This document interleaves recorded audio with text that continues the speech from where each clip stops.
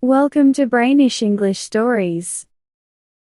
Leontes was the king of a place called Sicily. His best friend was Polixenes, who was the king of another place called Bohemia. They had grown up together as friends. But when they became grown-ups, they had to go to their own lands to be kings. After many years, when they were married and had children, Polixenes came to visit Leontes in Sicily. Leontes was not very good at controlling his temper and was sometimes not very smart. He started to think that his wife, Hermione, liked Polixenes more than him, her own husband. Once he got this idea, he couldn't stop thinking it. He even told one of his helpers, Camillo, to put something bad in Polixenes' drink. Camillo tried to stop him and told him it was a bad idea. But since Leontes wouldn't change his mind, Camillo pretended to agree.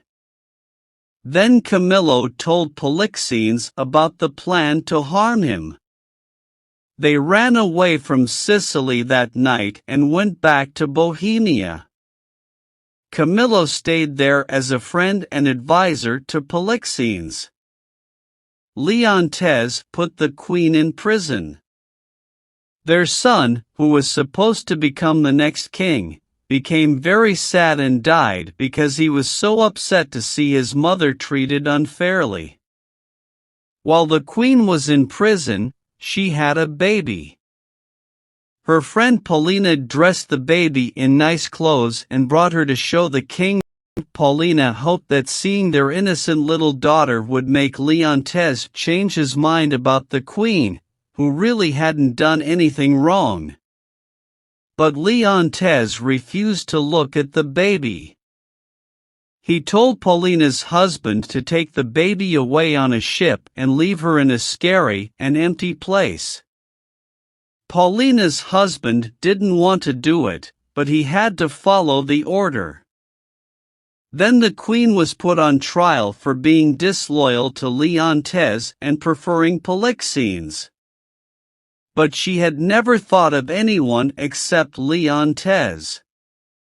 Leontes had sent messengers to a god named Apollo to ask if he was right to be angry at the queen. The messengers were still on their way when the trial started. They arrived in the middle of the trial.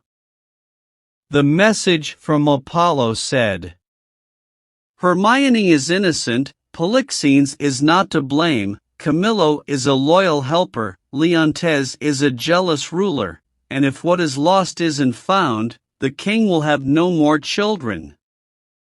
Then a man came and said that the little prince had died. The poor queen heard this and fell down in a fit.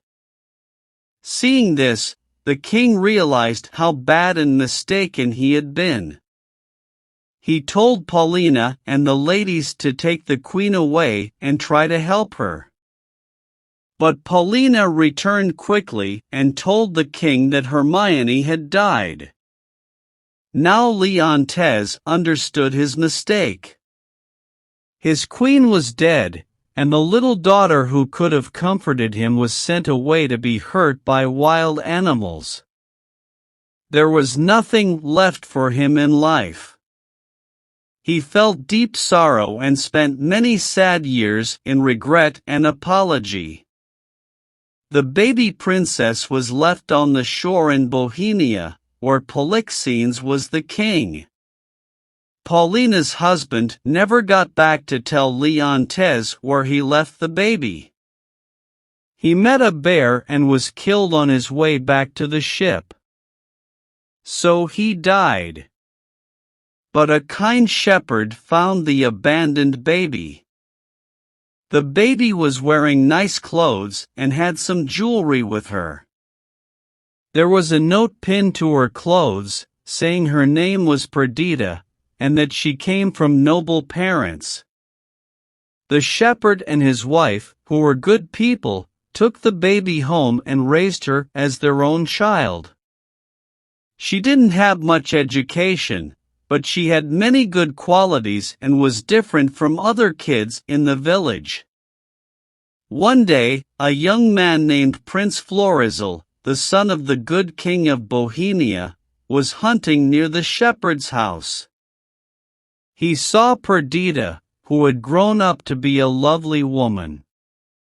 He became friends with the shepherd and told him his name was Doricles, not revealing that he was a prince.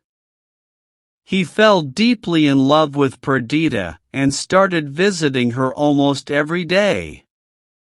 The king of Bohemia couldn't understand why his son was often away from home. So, he sent people to watch him and discovered that the prince was in love with Perdita, the pretty shepherd girl. Polixenes, the king, decided to find out the truth himself. He disguised himself and went to the shepherd's house along with Camillo, who was also in disguise.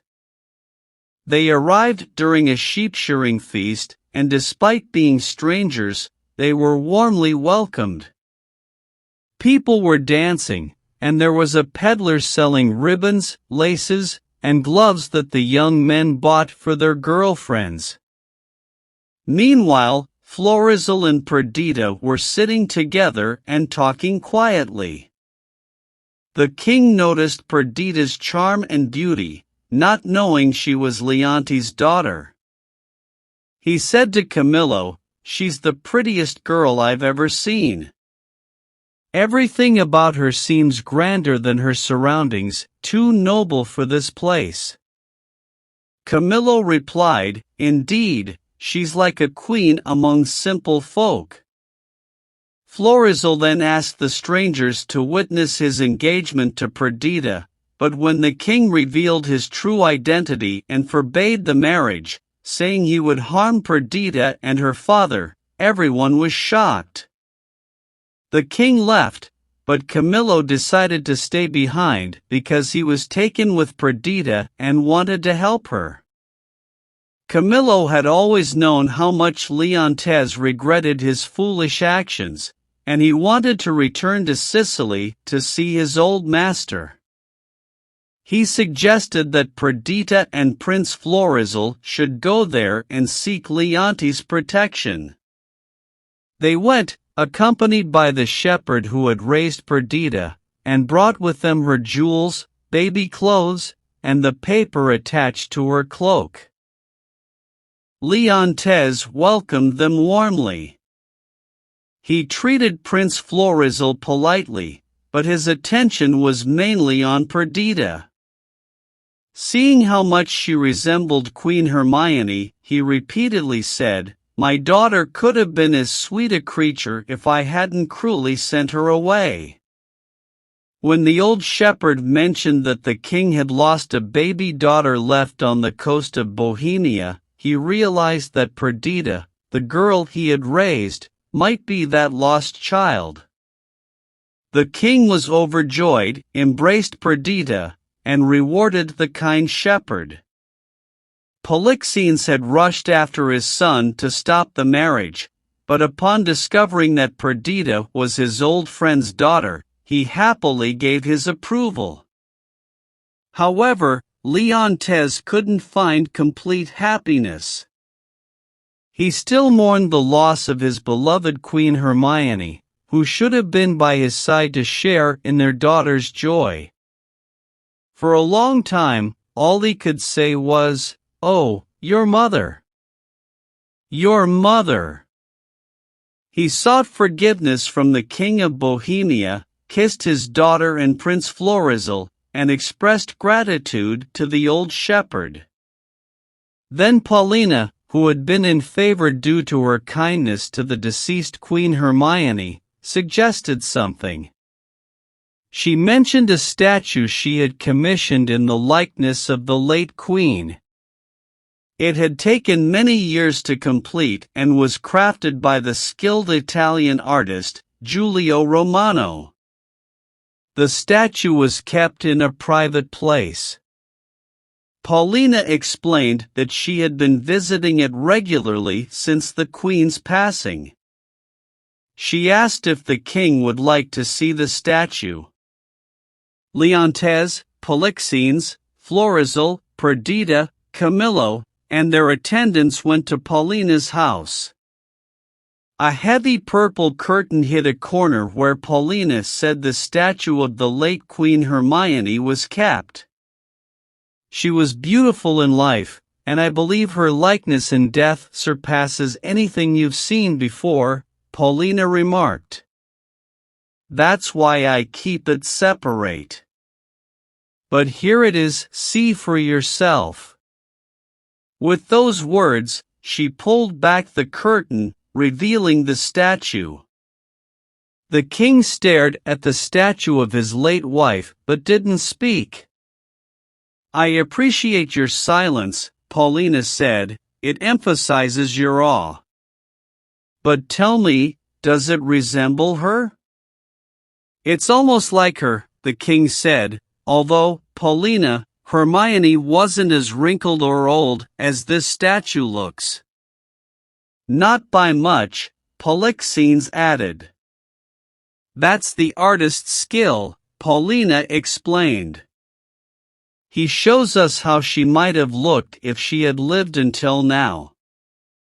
Leontes couldn't look away from the statue. If I had known this image would evoke such grief and love, I wouldn't have shown it, Paulina regretted. But he replied, don't close the curtain. Don't look any longer, Paulina cautioned, or you'll think it's moving. Let it be, the king insisted. Wouldn't you think it was breathing? I'll close the curtain, Paulina said, otherwise, you might think it's about to step down. Sweet Paulina, Leontes said, make me believe that for 20 years. If you can handle it, Paulina agreed, I can make the statue move, make it come down and hold your hand. You might think it's through dark magic, though. Whatever she does, I'm content to watch, the king said. Amid the crowd's admiration, the statue left its pedestal, descended the steps, and embraced the king. He held her face and kissed her repeatedly because it wasn't a statue, it was the real Queen Hermione herself. Paulina had hidden her all these years, and Hermione had refused to reveal herself to her husband until she knew the fate of her lost baby. Now that Perdita was found, she forgave Leontes and their past troubles. Being together again felt like a wonderful new beginning for their marriage. Florizel and Perdita got married and enjoyed a long, joyful life. For Leontes, all his years of suffering were worth it for the moment he felt his true love's arms around him once more, after enduring prolonged pain and sorrow.